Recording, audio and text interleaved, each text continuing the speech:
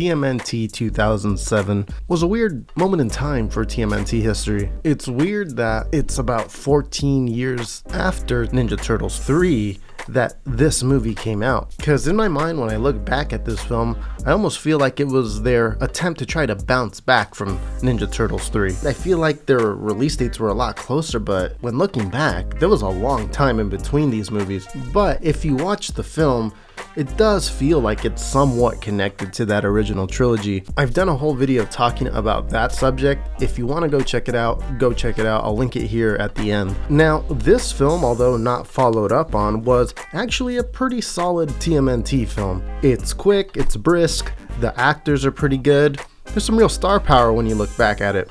Morpheus narrates at the beginning, Captain Picard is the bad guy, Captain America is Casey Jones, Buffy the Vampire Slayer is April O'Neil, and when it comes to the character designs, they're okay. I'm gonna go more in depth on it in a future video, but yeah, they're serviceable. But yeah, for whatever reason, this movie didn't take hold. Maybe it's because it was an animated movie, or maybe it's because it was in the shadow of the amazing movie that was 1990 Teenage Mutant Ninja Turtles. I feel like all Ninja Turtles movies after that movie have a hard time escaping that shadow. It's such a great Turtles movie, but for whatever reason, this one here didn't take hold, and that left some loose ends that were never tied up. Now, judging off some interviews we've seen of the director, Kevin Monroe, you can kind of tell that this was originally planned to be a trilogy, and when you watch the film, you can kind of tell. It was always one of those things I was like, I wonder what they were gonna do with that. And I figured probably a lot of other Turtle fans felt the same way, so I thought, why not make this video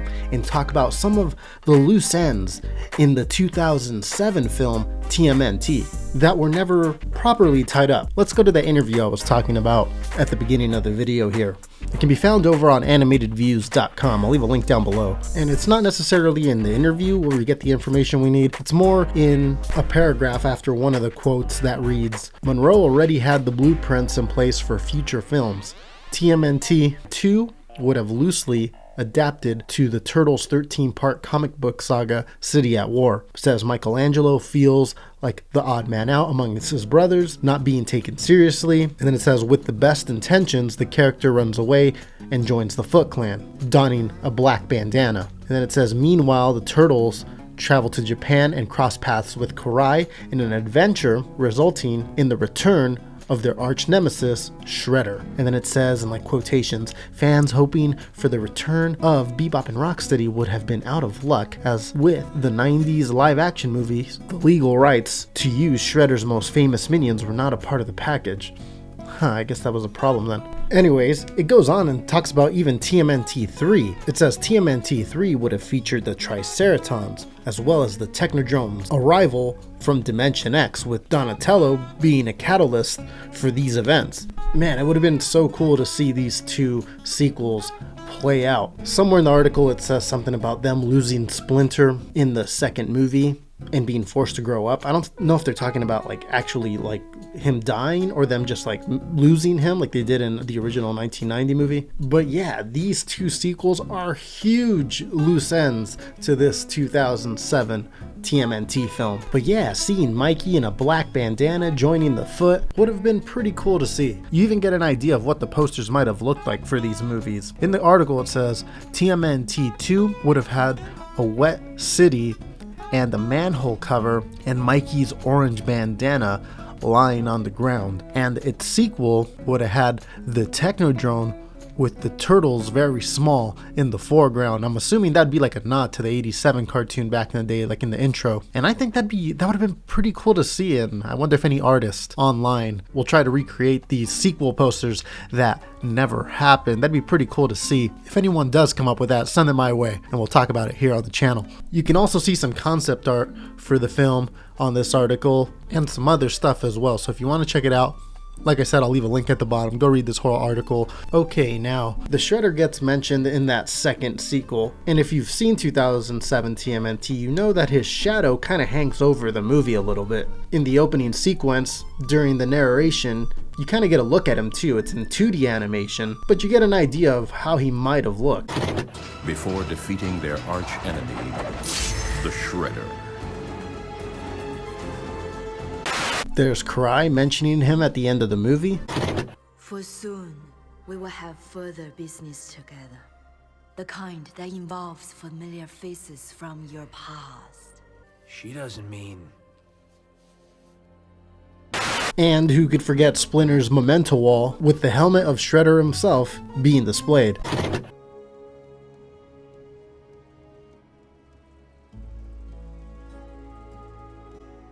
The toy line for this movie also had a Shredder action figure, which doesn't really look like the version you saw just a minute ago. And if I had to guess, I feel like this would be more what the sequel version of Shredder would have looked like. It just seems to fit more with the style of the rest of the characters within the movie. But there's also a third look I've seen online that was part of the Tmnt Mini Mutants toy line. But there's also another version of Shredder in this toy line that looks a lot like the larger action figure, which I feel like was the design they were going to go with. I wonder how they would have brought Shredder back. Now, a lot of you may be thinking, well, that's it, right? That was pretty much the only loose end in this movie. Well, sort of. In his future plans for sequels, you see in the third movie, he did want to include the Triceraton. One can see a Triceraton skull being displayed in Max Winter's offices.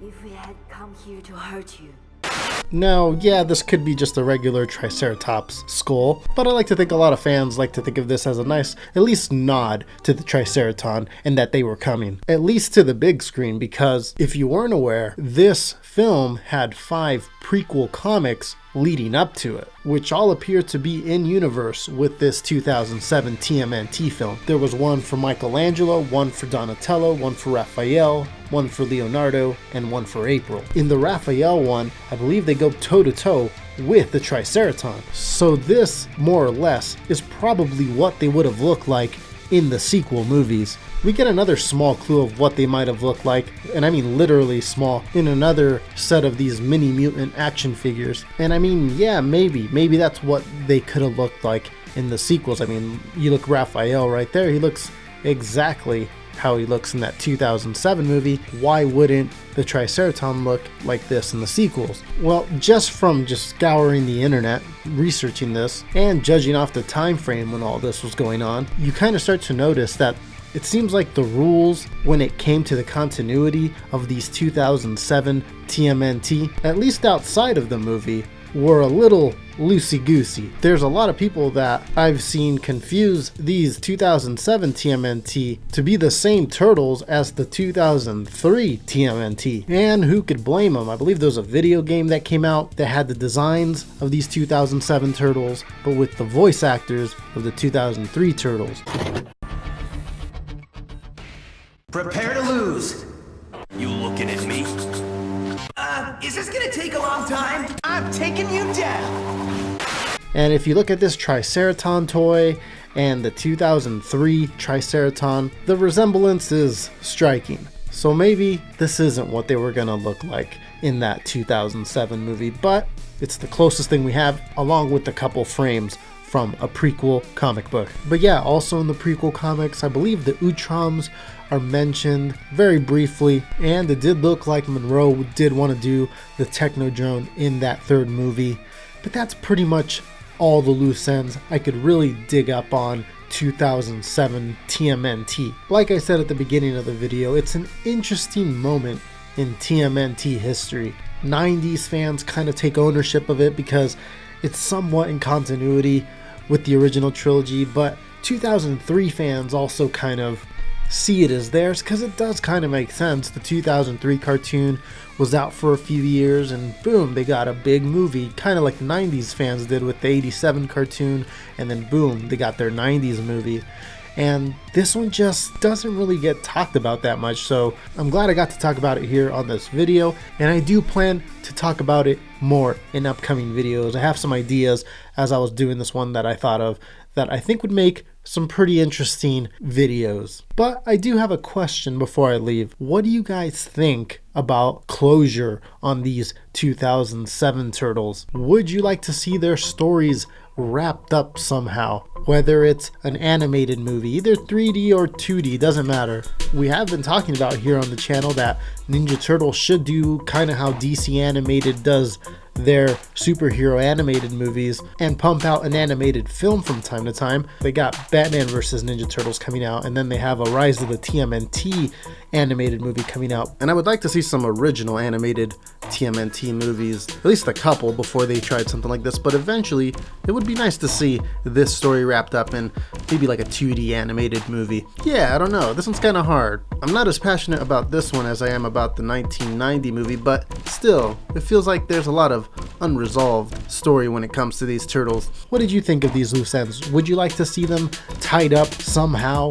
Let me know down below. If you're stumbling across this channel and you just want more Teenage Mutant Ninja Turtles content in your life, well then go ahead and hit that subscribe button. If you enjoyed the video, go ahead and press thumbs up. That's it for this one, guys.